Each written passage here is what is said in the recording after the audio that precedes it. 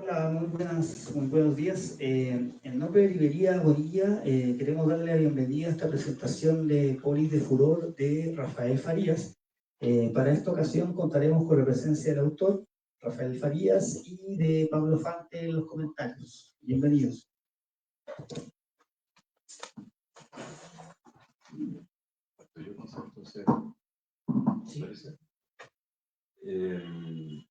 Bueno, muchísimas gracias por recibirnos, gracias a la Bonilla, gracias a usted por estar acá. Y también gracias a Rafael por proponerme que presentara el libro. Voy a hablar sobre el libro, permiso, voy a presentarlo. El libro Polis de Furor. Me gusta que ya tiene marca. El último libro del poeta y pensador chileno Rafael Farías. ¿Te parece que te presente como pensador? Sí. Pensé, no sé si filósofo, pero... es un libro que se publicó en 2024, salió por la editorial RIG en Barcelona y también salió en Santiago de Chile. Una publicación con 2 ciudades, con 2 sedes. Y es el cuarto poemario de Rafael. Lo que voy a hacer ahora, voy a hablar del libro, pero voy a tratar también de decir cosas generales sobre la poesía para quienes no hayan leído el libro, cosa de que esto pueda ser de interés general y en diálogo con el libro también. Bueno, Polis de Furor, como el título lo indica de manera muy clara, está centrado en ciudades rabiosas, pensaban ciudades de la furia, como dice la canción. Pero es más que eso, como vamos a ver. El solo hecho de usar el término griego polis, ¿verdad? Polis de furor, la polis, como vamos a ver, tiene un enfoque muy político. La polis es el espacio público y lo público es lo político, como veremos. El libro está compuesto por 3 partes, en 3 secciones, son muy fáciles de identificar. Yo casi invitaría a quien me esté escuchando que tomes una copia del libro, lo puedas hojear mientras hago la presentación para que lo vean. En tu caso recomendaría eso. Estas 3 partes tienen mira, ahí te van a pasar una copia.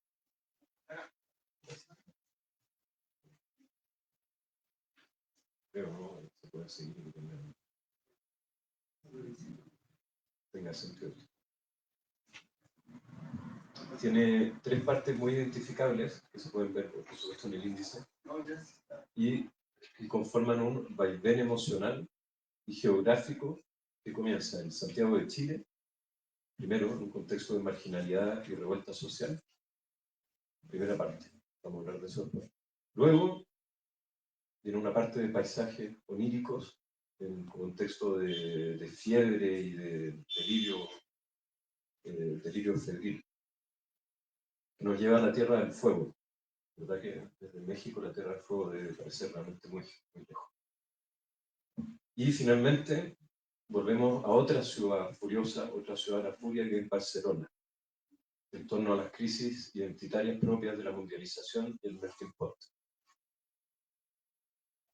En este vaivén, entre estas ciudades terribles y estos paisajes, estos vastos paisajes del sueño que les mencioné, se consolida una voz que, a mi parecer, tiene el mérito de que logra equilibrar algo que me parece que en poesía es muy difícil, que es, por un lado, uno siente la inspiración del poeta. Cuando uno lee los libros de poesía, uno lo que espera muchas veces es leer un libro que esté escrito con inspiración y no leer algo que parezca como solo racionalizado. Y al mismo tiempo uno también reconoce que hay un programa detrás, un programa con una idea política y con una serie de ideas. Entonces, ¿cómo uno logra escribir algo que tenga ideas, en que uno haya pensado que quiere decir algo, pero al mismo tiempo, al momento de escribirlo, la inspiración te llena y logres escribir el libro? Creo que en este caso eso se logra.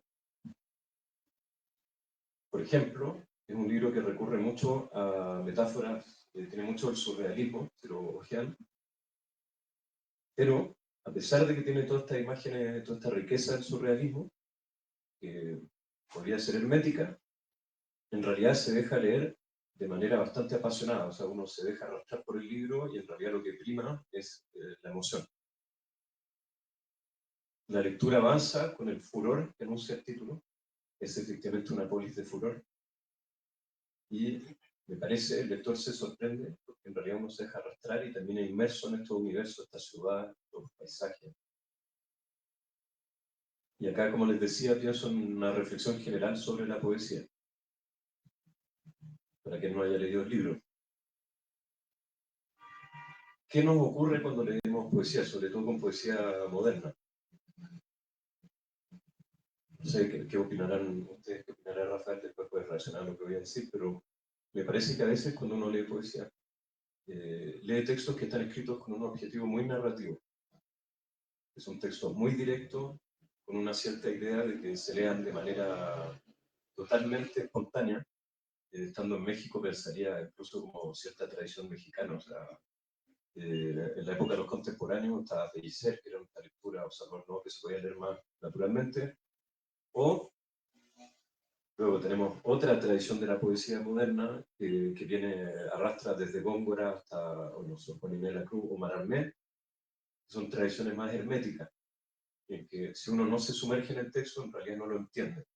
Hay que pasar mucho tiempo de lectura para ir adentrándose y decodificando y entrar en el poema. Si sigo con la misma imagen de los contemporáneos en México sería, claro, mucho más Jorge Cuesta o Gilberto Bueno, sobre todo. Y claro, la gracia de este libro, Polis de Furor, por lo que me parece que uno de los grandes méritos del libro y de la escritura de Rafael, es que realmente logra un equilibrio entre sus elementos narrativos y los elementos, toda esta lengua surrealista y todas estas imágenes que se van abortando juntas. Como decía antes, hay poemas narrativos, uno realmente piensa que podría eliminarse el corte verso y en realidad es prosa. Podría ser un cuento, y es un cuento que se le añade un ritmo distinto a través del corte verso. En cambio, esto de acá para nada. O sea, acá esto es narrativo, pero en realidad es poesía y es poesía que avanza de rato. Claro, por ejemplo, está la revuelta social. Como les decía antes, está la revuelta social, está una crisis extrema de salud, una ciudad en plena mundialización que es Barcelona. Todo ese relato del libro es muy evidente. O sea, uno lo lee y uno no tiene la duda de que le están hablando de esto. Es evidente, se lee con gusto, pero al mismo tiempo, para llegar a eso, está todo el poder de la imagen poética. Para mí personalmente es una lástima cuando la poesía renuncia a las capacidades de la metáfora y de la imagen. Y que me dio como mucho gusto leer el libro y ver que está todo eso. Y además está todo el cuestionamiento político que vamos a comentar después, que es propio de la reflexión general de Rafael. Todo esto se conjuga. Lo otro que quería comentar de manera general antes de ver un poco las partes del libro es que el libro se sostiene en una de las grandes paradojas del arte. Saber que, a pesar de que describe cosas fascinantes, nos describe unas ciudades en las que uno quisiera estar, que uno quisiera descubrir, nos describe unos paisajes oníricos en los que uno quisiera sumergirse, a pesar de todo eso, lo que está describiendo son lugares totalmente desgarrados y terribles. Yo creo que justamente en muchas obras de arte, bueno, lo que sería el teatro, la tragedia, o luego hoy día llegando al cine, lo que sería el drama, justamente nos emocionamos porque nos vemos sometidos a tensiones emocionales. Hay algo con eso como de la fascinación por un lugar, querer vivir en un cierto lugar, siendo que el lugar es terrible y el lugar nos desgarra y nos pone en jaque. Lugares que nos deslumbran, pero al mismo tiempo son lugares terribles. La idea. Y este libro claramente es eso. Como la tentación de lo terrible y lo que nos remueve lo terrible emocionalmente. Hay una reseña sobre este libro que se publicó en la revista Saranchá en España, publicada por Fernando García Moya, un escritor chileno que vive en Barcelona. ¿En Barcelona? Sí, en Barcelona. Y él dice algo muy divertido este libro, o sea, encontré divertido como la expresión, dice que es un libro animado, que la voz poética del libro es un energúmeno, como un energúmeno que vocifera desde estas ciudades terribles. y porque habla siempre de situaciones en crisis. Pero me parece a mí es un energúmeno que efectivamente nos invita a ir a esos lugares. Con esto termino esta presentación general y ahora voy a comentar las 3 partes del libro, sobre todo las 2 primeras. El libro comienza con una primera parte que se llama La parte de los pirados. Cuando uno la lee, rápidamente descubre que hay mucha referencia al estallido social en Chile desde 2019. No es solo eso, pero confunde bastante las pistas históricas, en realidad, bueno, vamos a ver, pero la referencia al estallido social es ineludible y hay muchas imágenes que lo recuerdan. Siendo que, bueno, estoy viendo que acá en la librería hay 2 personas que son chilenas, quizás me repetiría mucho si escribo el estallido social, pero para que no lo tenga totalmente mapeado, solo decir que fue un evento que realmente vivir una revolución es algo muy chocante, es algo que no ocurre muy seguido. A las personas no les toca tan seguido en la vida vivir una revolución completa, que paralice un país, que haga que en realidad todas las escuelas cierren, que se queme el centro de la ciudad, que todo quede patas arriba a través de la manifestación popular, con todo lo hermoso que tenía de ilusiones y todo lo terrible que tenía de la violencia y la represión estatal. Porque, no diré más que eso. Y con todas las violaciones de derechos humanos que esto implica por parte de las fuerzas del orden. Todas las personas que perdieron la vista y que terminaron mutiladas por la represión policial o la intervención de militares. En la época todos sentimos que la historia se aceleraba, más allá de que todo este proceso ahora nos parezca terrible porque no se consolidó un cambio de constitución. Lo genial del poema que comienza este libro, que es un largo poema que cubre las primeras páginas, lo genial es que a través de una serie de contradicciones y ambigüedades, realmente refleja todo lo terrible que tuvo ese periodo y lo fascinante que tuvo. O sea, nuevamente vuelvo a esto como que nos sumerge. Por ejemplo, si cito el inicio del libro, dice: Polis del furor y esos sujetos siniestros, irreconocibles, elevaron su voz. Luego dice: ellos venían con antorchas a incendiar la noche. Hay algo notable en el libro, es que en todo el inicio uno no sabe, al principio es muy ambiguo y uno no sabe en realidad de quién es la voz que está hablando. Y hay momentos que uno no sabe si está tomando la voz de los victimarios, de las víctimas. Hay una serie de términos políticos que se utilizan de utopías, de derrotas políticas, pero uno al principio no sabe quién está hablando y toda esa ambigüedad participa del ambiente que se vivió en la época. Pero rápidamente la ambigüedad se desvanece y uno descubre que el yo que habla en el libro,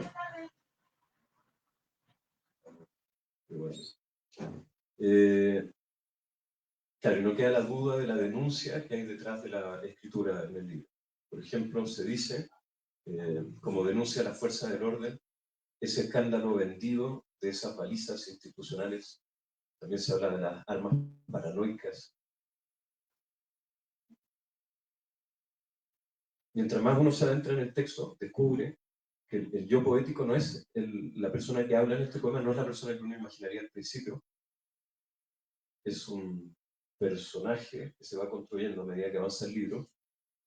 Es un personaje marginalizado por el capitalismo. Y ahí el libro cambia totalmente, o sea, el primer poema cambia totalmente de enfoque y uno se da cuenta que en realidad es el enfoque de la marginalidad, de los dejados de lado por el sistema capitalista, y que en esa marginalidad hay una violencia latente enorme, y claro, y empieza el diálogo de cómo dialoga esta violencia latente con un estallido social y con una revolución, una revuelta. Y también uno que ¿no? Porque la lectura se va volviendo más compleja de lo que parecía inicialmente. Es un mundo, pero es interesante porque juega mucho con una ambigüedad entre lo criminal y lo criminalizado, las dos facetas. Pero al mismo tiempo, ese mismo hablante en realidad es un intelectual.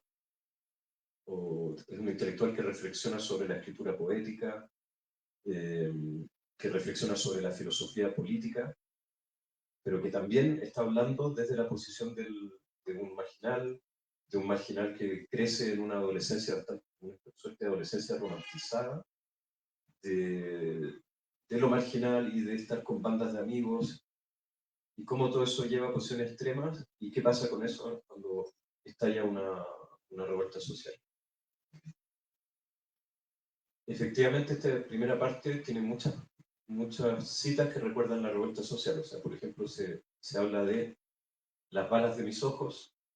Durante el estallido social mucha gente perdió la vista a causa de los balines de la policía. Pero finalmente descubrimos que no es solo eso. Por eso les decía que esto va más allá de la revuelta.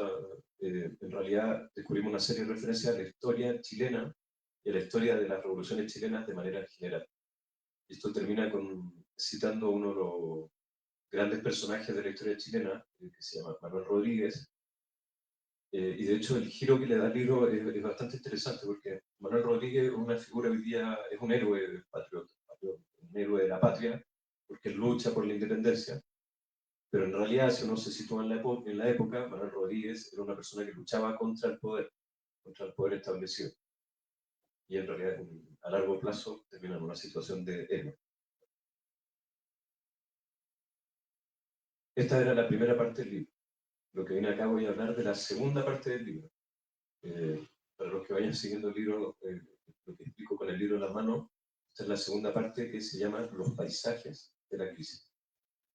Que sobre, como les decía antes, son paisajes oníricos o febriles, es decir, es una escritura de lo que pasa por la mente durante una crisis de salud, una crisis de fiebre prolongada, o al menos uno lo descubre así en el libro.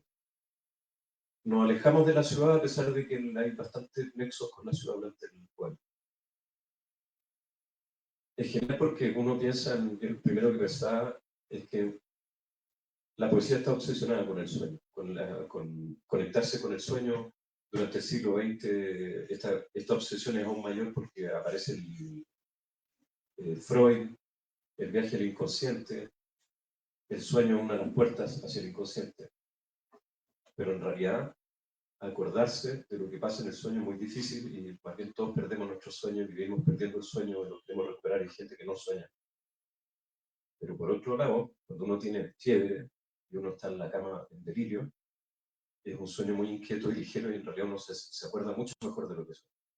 Es como en realidad la fiebre puede ser un momento ideal de acceso a los paisajes del sueño y a lo que ocurre en el inconsciente. Lo otro, si lo ojean, es que son paisajes en su mayoría marítimos. O sea, basta que miren 2 o 3 de estos paisajes y van a ver que todo el tiempo está inmerso en lo acuático. No sé si lo habrán leído, pero uno piensa de inmediato, por supuesto, o sea, al menos yo pienso en un libro de Gastón Bachelard que se llama El agua de los sueños. Es un libro escrito totalmente en torno a los vínculos entre el agua y los sueños.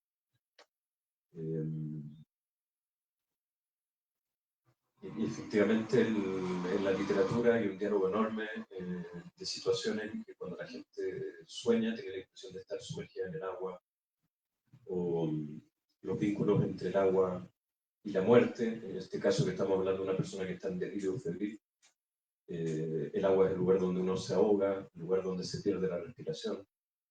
Está la imagen de Ofelia siempre, el agua es el lugar de la muerte, el ahogo. Pienso en la tradición mexicana también, en uno de los mayores poemas mexicanos, que es Muerte sin fin, de José Gorostiza, que está construido en torno a la imagen de un vaso de agua. Y a partir del vaso de agua vamos hacia la muerte. En el caso de Rafael, y acá voy a conectar con lo que les dije en la introducción, este estado febril nos lleva a paisajes deslumbrantes. Si lo miran van a ver de inmediato que todos los poemas tienen estos paisajes acuáticos con cosas que flotan y relumbran, peces. Realmente uno se ve flotando a través del sueño febril en este espacio hay objetos que flotan y horizontes lejanos, marítimos o montañas y cielo. El mar y el cielo es un poco lo mismo, no es como un horizonte infinito. Es totalmente un yo alucinado ante estos paisajes durante la fiebre. Lo de los peces que flotan, yo pensaba como una interpretación, no sé si a Rafael le hará sentido, son muchas veces peces eléctricos. Y al mismo tiempo, a mí me parecía que eran como las descargas eléctricas del cerebro. O sea, el cerebro está en plena descarga eléctrica y la persona en estado febril y sueño de estos peces eléctricos que parecen flotar en su cerebro, hay algo un poco así. Luego es un hablante que se queda sin voz, porque efectivamente bajo el agua uno se queda sin voz y en el sueño uno no puede hablar. Tiene esa cosa desesperante, salvo gente que habla en el sueño. Y lo mismo que les decía antes, es muy llamativo porque son paisajes deslumbrantes, producen un gran placer, pero al mismo tiempo se está describiendo un sufrimiento físico. Está esa paradoja.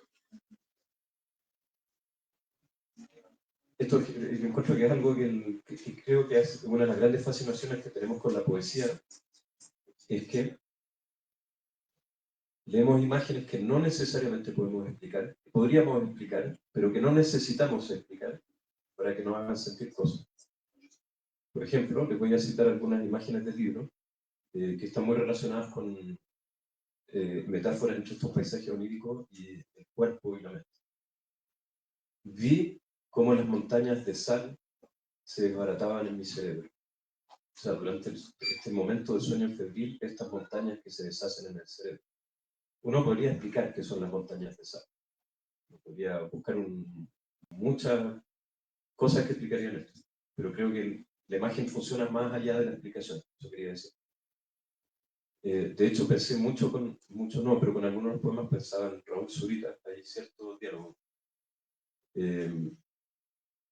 También, si lo ven en este viaje a través de las aguas, a lo más angustiante del ser humano, tiene mucho del infierno y de ciertos grandes poemas de la tradición occidental vinculados con el infierno, la Divina Comedia, el Paraíso Perdido, etc. Y lo otro es que tiene algunas, dentro de esto, tiene algunas ciudades imaginarias, a lo que en realidad tiene mucho que ver con Italo Calvino.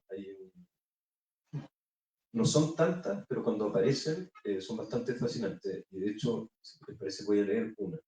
Creo que es bien breve. El autor leerá luego del libro, pero voy a hacer esta pequeña lectura.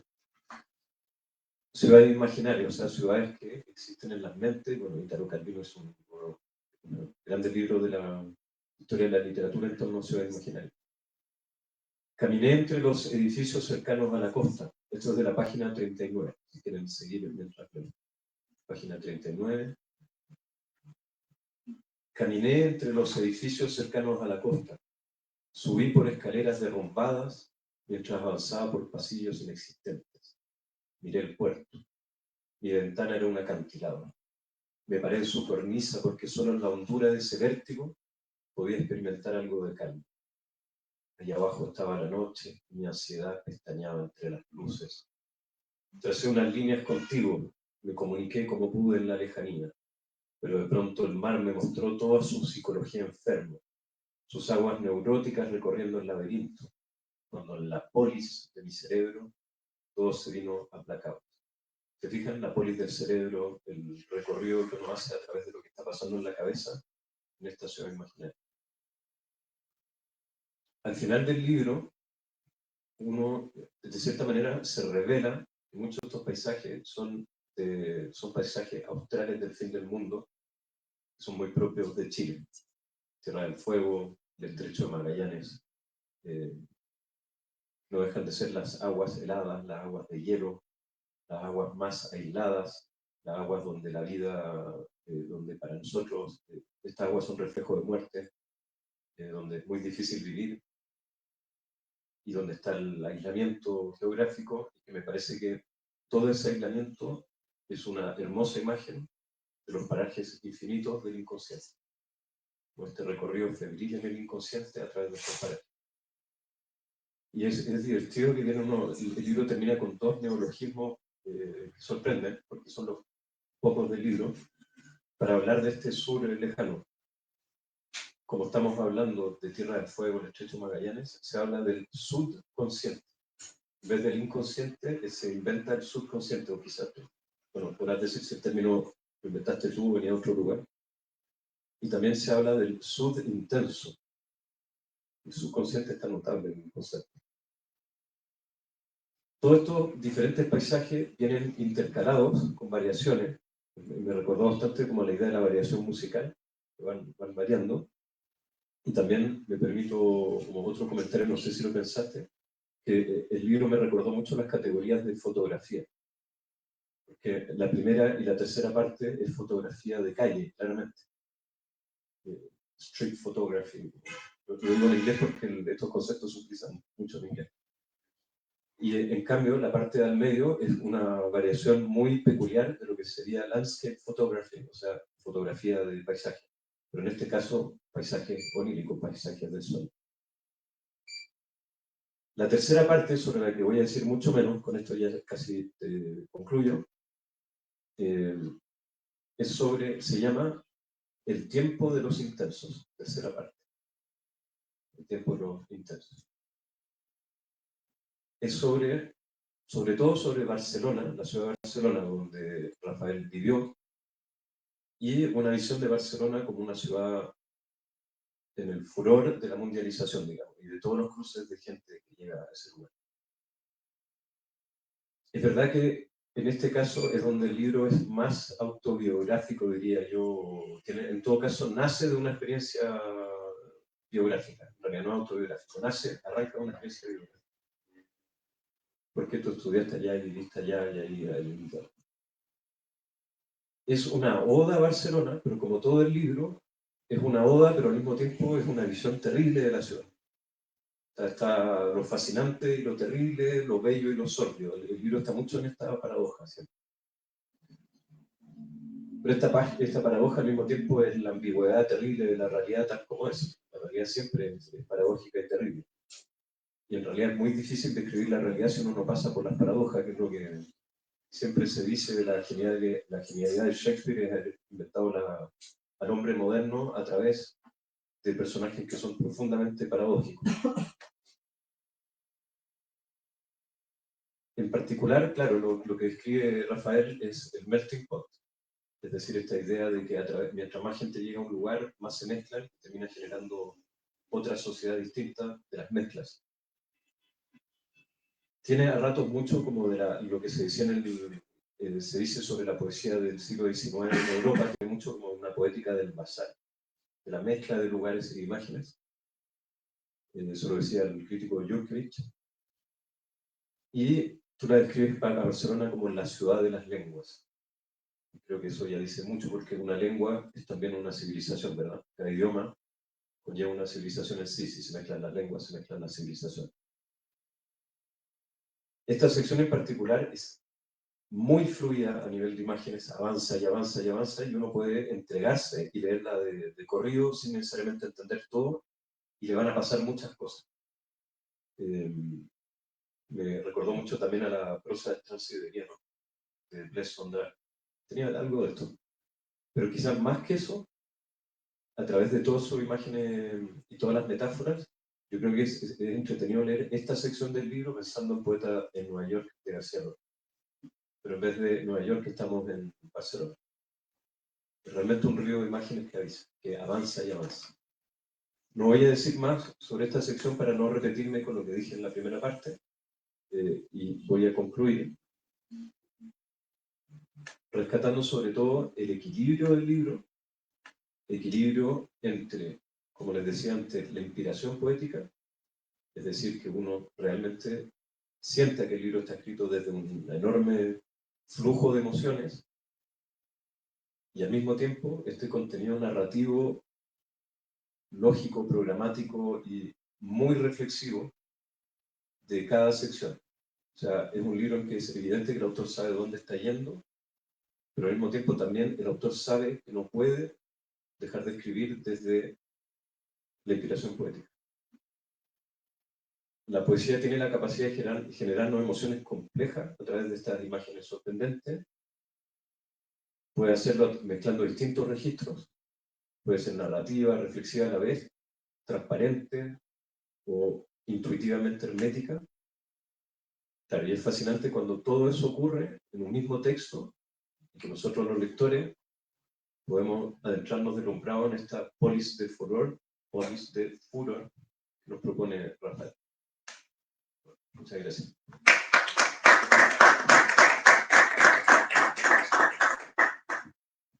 Bueno, muchas gracias a todas las personas que están aquí presentes. Primero quisiera decir que para mí es un verdadero orgullo estar aquí en Ciudad de México, parte de un sueño de una polis de furor.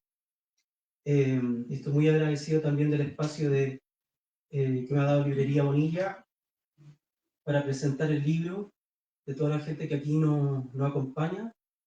Quiero agradecerte también, Pablo, por tu lectura, por la profundidad de tu lectura, por todos los registros que fuiste abriendo del libro. De verdad que uno cuando arma un libro, yo creo que a todos nos pasa que hay cosas de las cuales uno obviamente es consciente y otras que no, ¿no? Y bueno, este libro también, como tú bien señalaste, juega un poco con esa paradoja. La verdad es que solamente quisiera añadir a lo que comentó Pablo, es que para mí hay dos cosas muy importantes en este libro, que una de ellas es que no lo escribí en el estallido social. Es un libro que de hecho se comenzó a escribir mucho antes. Y yo creo que trabaja mucho con la idea de que en el sueño presentimos muchas cosas que después se manifiestan.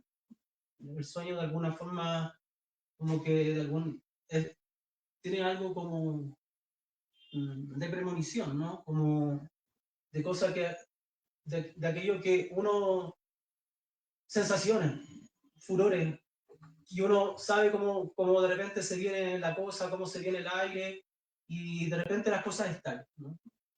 Con esto no quiero decir que el libro haya vaticinado una revuelta social, pero creo que entre muchas discusiones que teníamos en el ámbito de la filosofía política, pero también en el ámbito de la poesía y de las conversaciones, algo ya comenzaba a temblar, algo ya estaba ahí generando pequeñas disrupciones. Y lo otro es que para mí también en ese sentido el libro, la poesía, está muy cercana también a la filosofía, creo yo. Entonces no veo los registros tan independientes como alguna gente los ve, y me atreví a jugar con registros históricos, y mi intención es que mis textos de alguna forma sean como distintas capas. Bueno, quiero agradecer también a Rila España, porque Paco Najarro fue la persona que quiso publicar este libro, así como Los paisajes de la crisis. Yo por una cuestión de personalidad no puedo leer sentado, entonces me voy a poner de pie y voy a compartir esto con ustedes. Se escuche bien, se escuche como se escuche. Si quieres puedes sacar el micrófono. Sí. Quizá me lo voy a acercar simplemente. Sí. Vale.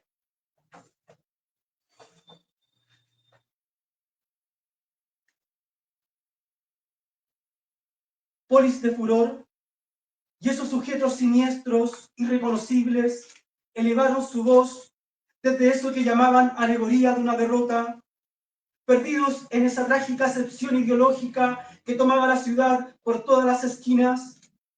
Nunca un color tan destellante, nunca un carnaval tan provocativo y paranoico. Ellos, los que entraban desde otra dimensión, cabalgando sobre otras historias, venían con antorchas a incendiar la noche, haciendo vibrar los adoquines, venían a estremecer los edificios, pues su luz nunca se abrió más paso entre la niebla sobre lo escabroso, pues sus miradas relampagueantes nunca habían prometido una estética tan revolucionaria de sí. Ellos invertirían el caos a favor suyo, arderían la ciudad si fuese necesario, todos envueltos en llamas, transgrediendo los márgenes de sus propias escrituras, todas utopías, toda disolución, para mirar un horizonte en blanco que no era sino atisbos de sus sueños. esos sujetos siniestros, todo teóricos, irresponsables, descentrados, ya no gozaron de ese amanecer todo placebo, de ese escándalo vendido, de esas balizas institucionales. Querían algo espantoso, revolcarse en esos crímenes, leer en ellos el hermoso y goce contrariado de sus armas paranoicas. Nótese ese vigor, nótese esa bulla, nótese el ardid de su propia política dislocada, todas esas historias donde también yo estaba leyéndome a mí mismo, desvaneciéndome en una escritura de palabras y disparos. Aquellos húsares trágicos sentían una y otra vez la misma derrota, el mismo secuestro de lo real, todas sus huestes desgastadas tras el humo lacrimógeno. Golpearon tantas veces contra la patria que cada estocada se volvió imposible. La caravana entonces se disgregó, partieron todo su trágico rumbo atomizados, sintieron por última vez que esa patria enferma eran ellos mismos y no dudaron en escupir esa palabra. Por eso yo cantaré esta última sátira utópica, con una antorcha en la mano la cantaré abriendo toda la noche. No dejaré que estas calles de la ciudad se derrumben, antes las haremos estallar, y eso como una convicción que nosotros siquiera advertimos. Allí, donde vimos desvanecer nuestras adolescencias bellas y utópicas por esas instituciones balizas en nuestras cabezas, nosotros encontramos la intriga de las caravanas de furor, sus temblores, los trágicos restos de aquellas historias imposibles y disidentes. Te digo, detrás de todo este odio, detrás de toda esta violencia, abrimos una luz que no era sino una lucha delincuente, una resistencia, una lectura ilegal a todas esas historias cotidianas que una vez me cegaron y hoy no, hoy no, hoy no. Leímos sus estrategias, pero tuvimos unas formas más bellas y oscuras, más peligrosas de leer su crimen. Leí crimen, leí crimen, leí crimen, y la extensión de toda ciudad se cubrió de un furioso amor estallado. Me encontré de pronto leyendo las historias de mis delitos, el relato de mis robos, sus genealogías por mi cerebro enfermo, las novelas policiales que desde allí se ramificaron, las páginas de una crónica roja que protagonicé con todos mis amigos, esa pulsión constante, esa paranoia de cámaras que fueron mis ojos, esas escapes, esas políticas que alguna vez consideré incendiarias. Se entra a veces en la cárcel como quien va hacia el interior de historias profundamente cotidianas. Comencé por asesinarme y tajé mi cara. Esta cicatriz que tengo en la mejilla fue parte de una política en mí, fue parte de una muerte dislocada, porque de pronto la poesía estuvo más que nunca en ese riesgo, en los ecos de una violencia donde aguardaba salir con todas mis armas para reventar a la metrópolis. Parecía la canción de una venganza, la canción de un asesino que mira tras un acuario mientras llueve en la ciudad a tempestades. Por fin me sacudí todas esas imágenes y cabalgué bajo la niebla tras la aurora. Porque mi fe era un desastre, un incendio, una revolución a tientas silenciosa, una calamidad subterránea donde todas mis voces tendrán su muerte porque salieron sin temor entre hogueras invisibles a quemarse entre la noche. Por eso es que no arrojo este revólver al suelo, por eso es que las balas de mis ojos no maldicen el silencio, que no es mi huida, sino un coraje delicado, porque dejo atrás estas calles, los rincones, entre todos los escombros, las orillas de un vértigo peligroso, entre las cuatro esquinas, donde alguna vez se prendieron neumáticos y yo me refugié contigo en la noche. Te digo, tengo estas adargas en mi mano, tengo estas adargas en mi mano, atravesaré con ellas el corazón de la República y eso será solo un gesto, una saeta viajando al interior de lo imposible.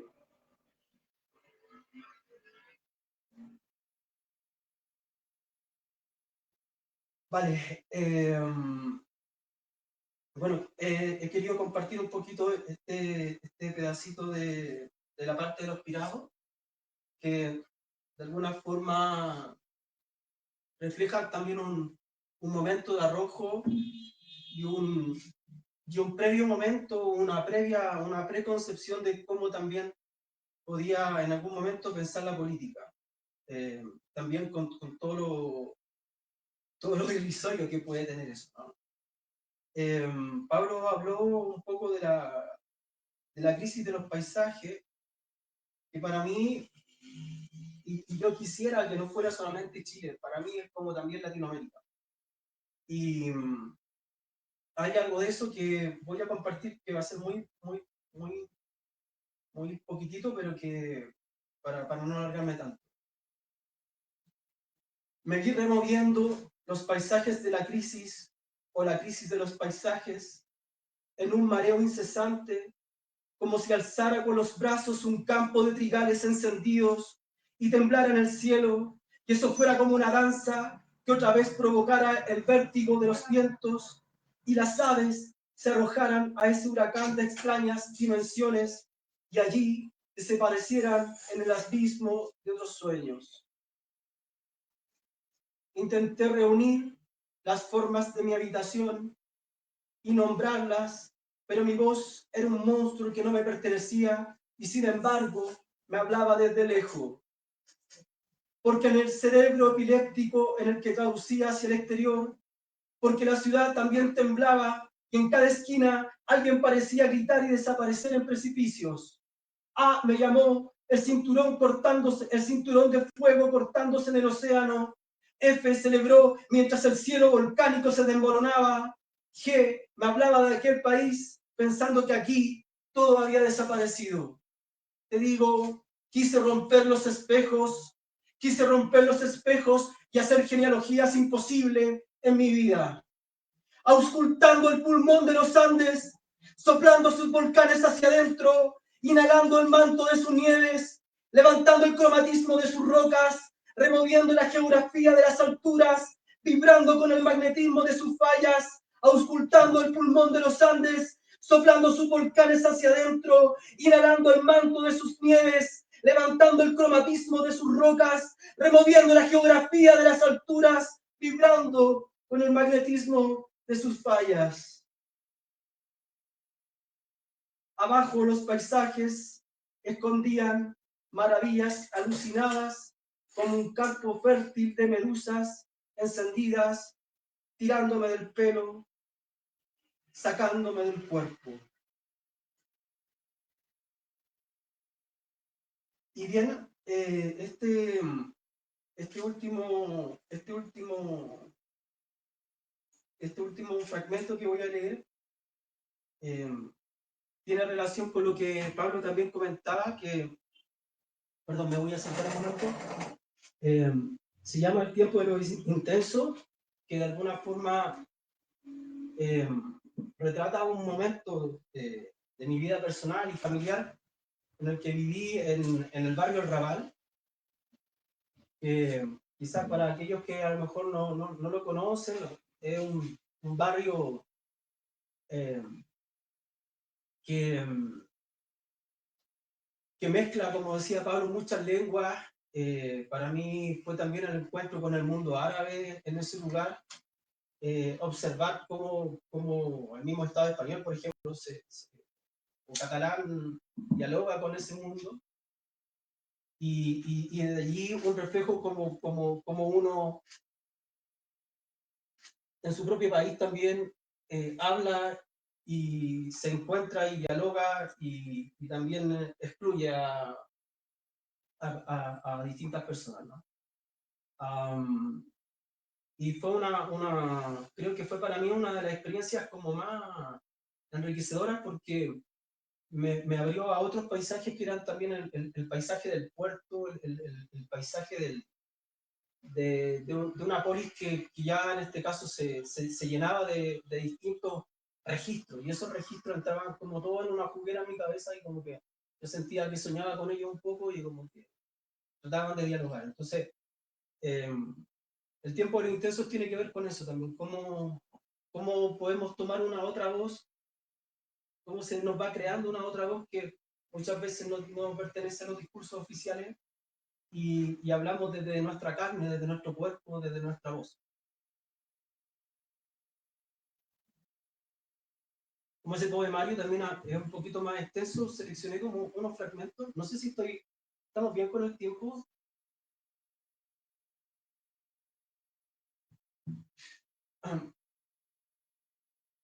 Y bueno, es cierto que también esto ya tiene, también me gusta mucho el tiempo de lo intenso porque tiene otro aire, me refresca mucho. Es como salir un poco de la hoguera. Esto no es una barricada, es una hoguera, que también puede ser una barricada, pero aquí también hay mucho aire. Ayer, cuando visitaba el Museo de Antropología Nacional, veía como la importancia que tienen los dioses, ¿no es cierto?, para la construcción simbólica, la cosmovisión de México, el viento, el fuego. Y yo creo que en ese sentido mi libro también tiene mucho de eso.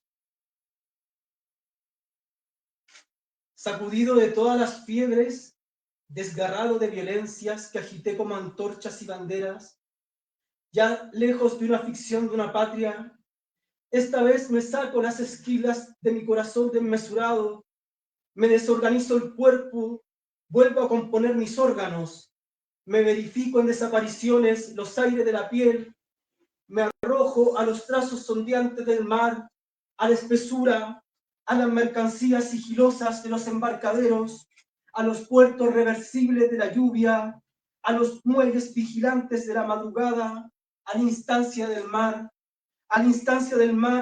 a la inédita tempestad atravesada de estelas, barcos, llaves, avistando el polen, la germinación de la niebla, al borde del océano, las raíces removidas del viento, el desgarro de las nubes, las brisas y fallas, los destellos de la sal, lo real en filamentos.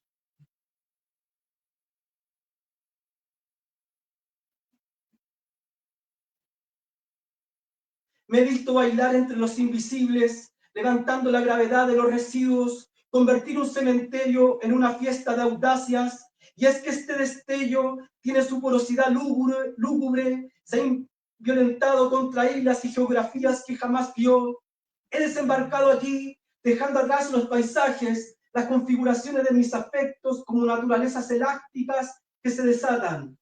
Me he traído el furor de las miradas, la desesperación del tiempo, el quiebre de las distancias. Yo solo levantaba una vela, soltaba cuerdas sin ensayar, sacaba un fulgor de lo precario, me traía un mar en proceso para diezmarme en el circuito de otras bahías.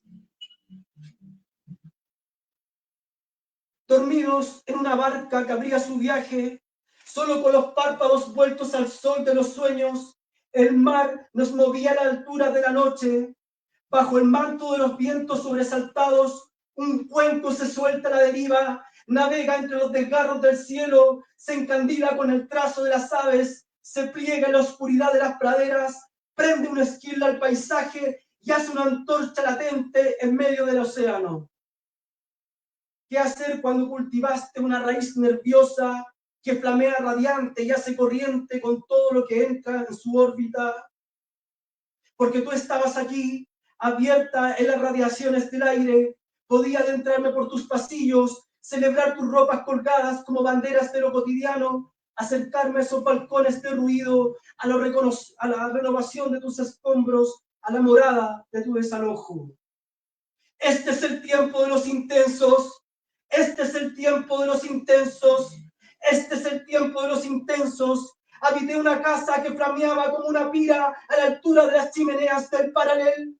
Si esta casa sobrevive es porque está hecha a la altura de su latitud. Le han querido inflar la mercancía del viento, le han fragilizado el aire, le han desestabilizado las corrientes de sus aguas, pero olvidan que hay turbas de respiros multiplicándose en la noche y ya no se puede especular más la madrugada. Si no ganamos el detrimento de la noche, el candil, te digo, el candil donde se renuevan las llamas. Revisitación de la madrugada al brillo de su despunte. Sin quererlo, he sido un vigía un indagador recurrente de nuevos destellos, de puestos que germinan sin detener su avance. Puedo hablarte porque he olvidado tu nombre civil y te me pareces como un paisaje desnudo y corroído, pero lleno de agitaciones y temperaturas. Oh poro de radiantes indigencias, cómo se vive con esta vertiginosa gravedad en el cuerpo, carne de espectro, siempre rasante y febril, comunidad que se inflama abierta a la deriva. Ella dice, nuestra fragilidad será la música de nuestra contestación, la vitalidad que no podrán digerir los pudorosos. Quiero sentarme con los vagabundos, reír perspectivando lo imposible, sumergirnos en rasante vuelo, hacer saltar la tapa de la noche y ceñirnos al meteoro de nuestras ideas fugaces. Sí, es necesario volver a leer los signos del aire, asumir el destello transversal de nuestro deseo, y es que nuestro resto canta. Nuestra precariedad es un coro de vacilaciones que ha sacudido el error de sus frentes. Son un destiladero de sueños que incendian el acontecimiento del alba. Y es que en cada esquina del laberinto donde navegábamos, emergía un Dios cotidiano y me sugería en ellos, en sus cabellos sucios y bien peinados, en sus ojos oscuramente árabes, como los míos, naufragábamos. Nuestras naves rozaban las ropas que colgaban de los balcones y nos perdíamos en un mar de colecciones maravillosas que nos hablaban de una polis de otras épocas. Nos entusiasmaba el ardor de aquellas islas, sus variaciones de luz, cuando nadábamos en busca de esos peces encendidos que parecían doblarse entre las corrientes transparentes de los océanos. Salido tenedor y la embriaguez, lo demás parecía un pasaje entre frutas y exquisiteces de miel, como si se tratase de un ramadán de afectos, de leche, dulces, dátiles, ternuras. Toma un bocado para ti, por el curso de esta travesía en que nos hemos sumergido. Nuestro poder es nuestro desplazamiento, haber movilizado tantas energías, cada desembarque como en una playa de iones, siempre imprevisibles como la arena, aunque también hemos trazado una cartografía con nuestros afectos. Somos cíclopes descoordinados que se besan y se leen. Somos cíclopes descoordinados que se besan y se leen. Somos cíclopes descoordinados que se besan y se leen. Ven, tú me dices, ven, volvamos a la costa y encendamos una pira invisible con los retazos de este viaje. Ven, descansa, deja ya esas lecturas que mañana saldremos temprano. Muchas gracias.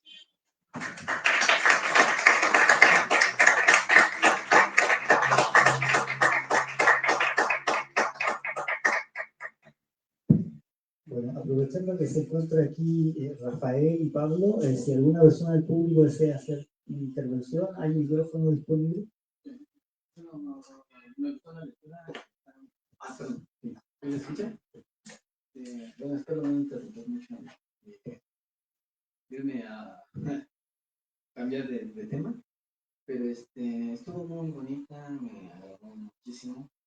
Se ve que le están echando muchas ganas. Antes que nada, muchas gracias por visitar mi país. Bueno, acá ya no leí, pero creo que también vienen ambos, ¿no? Sí, primero, antes que nada, gracias. Espero que, bueno, en el momento que estén aquí, pues que les guste mucho. Hay muchas cosas por visitar y esperemos que no sea la primera vez, que sean más varias. Y no nada más ustedes, ¿verdad? A nombre de México, pues, más gente que venga para conocer igual sus ideas, compartir ideas, experiencias. No todos lo sabemos. Algunas cosas también fallamos más que como toda persona. Y sí, hacer una lectura así, bueno, de forma concreta, pues está muy difícil. Pareciera que, bueno, lo que se vio en un corto tiempo se hizo rápido, pero no, se requirieron muchos años, mucho tiempo, y no cualquier. Pues esperemos que pues, no se desvíen en este trayecto, que sigan así, pero que avancen más, que se avance más en la literatura, ya podamos aprender más de la poesía, de la poesía. Bueno, no lo pongo nada mal, para mí es una cosa de locos, sin ofender a nadie, pero a veces hay que desplazarse. Y bueno, cerrando igual el tema, si me pudieran nada más 2 minutos o 3 para que yo les comparta un poema mexicano, es uno de mis mejores poemas, espero no aburrirlos y bueno, si me dan del otro lado. Lo voy a decir parado porque sentado como que no se me da. Y espero igual no ahorita como ando en muy frío, no equivocarme porque también hace años que lo aprendí. Bueno, a ver si se escucha. Este poema es Poema de Juárez, de Benito Juárez. Bueno, les voy a decir de rápido quién es Benito Juárez. Él nos ha inspirado, tanto como México, a otras naciones, que respetarnos a nosotros mismos y a respetar las ideas de otros es la paz. Y bueno, más o menos en la lectura lo dice. Bueno, empiezo.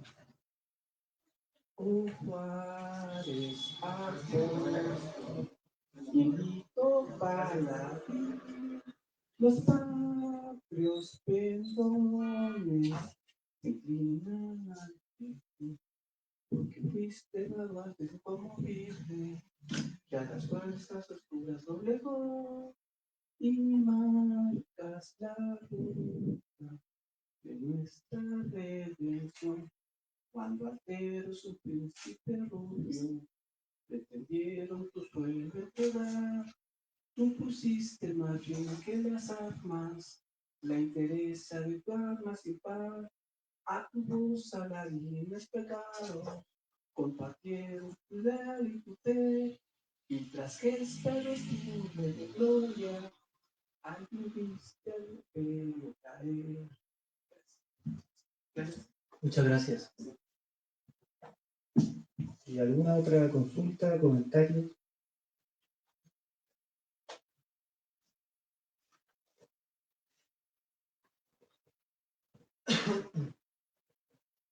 Hola, buenas tardes. Muchas gracias por la lectura y por la presentación. Fue bastante didáctica, digamos. Se me vinieron muchas ideas a la cabeza. Tal vez un poco esto de, no me gusta decir esto, el fantasma que recorre Chile, o sea, sí, en un momento, sí había mucha gente pensando sobre una especie de rebelión, pero un poco antes. La lectura me pareció bastante buena, realmente, los tópicos que utilizaste al escribir los poemas y realmente, bueno, muchas felicidades. Pregunta no es pregunta, tampoco quiero utilizar la palabra inspiración o todo esto, pero cómo llegaste a todo esto, este naufragio, digamos, principalmente esta segunda parte, cuando dices lo del sur austral y todo esto, todo este sentimiento acuoso. Sí. Esa sería mi duda, no pregunta. No sé si me expliqué, estoy hablando en un término intermedio entre chileno y mexicano. Entonces, No, para nada.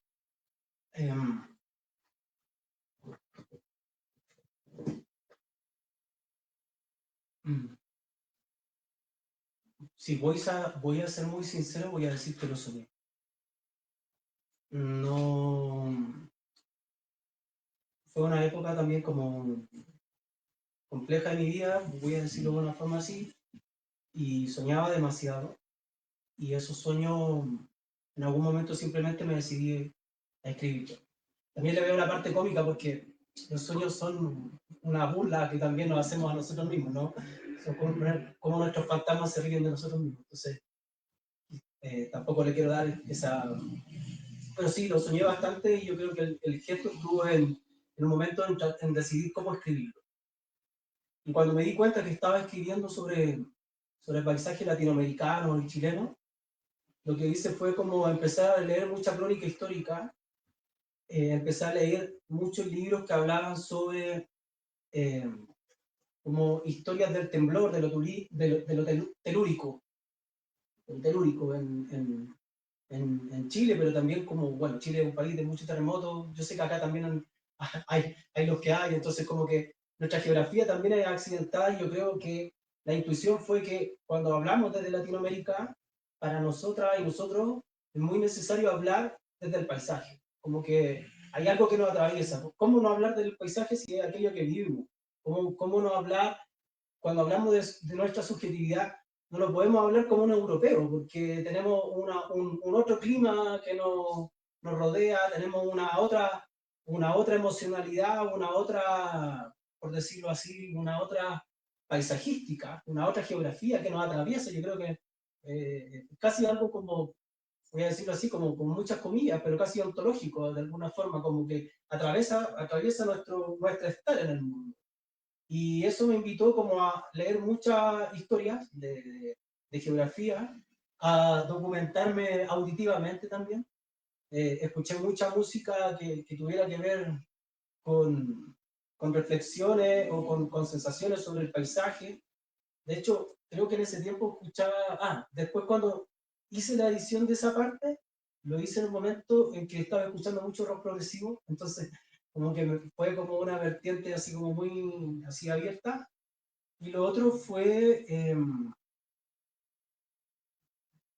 el mar, yo creo.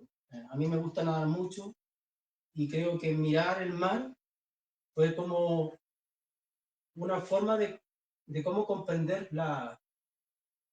el mar tiene muchas corrientes, más tibias, más cálidas. Cuando uno se sumerge ve demasiadas cosas y creo que cuando trataba de poner todas estas como lecturas que son también lecturas políticas, el mar me sirvió como una especie de imaginario a través del cual podría ir haciendo fluir cada uno de estos otros imaginarios y de otras reflexiones políticas. Entonces, como creo que ahí hay algo como muy experiencial. Y lo que traté de intentar, porque en algún momento los paisajes de la crisis lo escribí y lo borré completo. Porque no me gustaba cuál estaba siendo la forma en que yo quería escribir eso. Y cuando decidí reescribirlo, como que en un momento dije que ya, aquí está la cadencia, el sonido, los registros, lo imaginario, estudié un poco, leí todo lo que pude y como que de repente surgió el paisaje que para mí no es Chile, no es solamente Chile, creo que, insisto, como que hay demasiado en común de lo que tenemos en Latinoamérica y eh, pienso en Bolivia, pienso en el altiplano, Perú, entonces todos esos registros se vinieron ahí, los volqué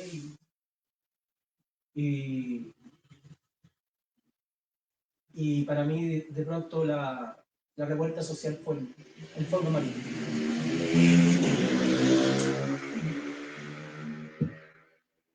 Bueno, en nombre de Librería Bolivia queremos agradecer a Rafael Farías y a Pablo Fante por esta presentación de Polis de Furor.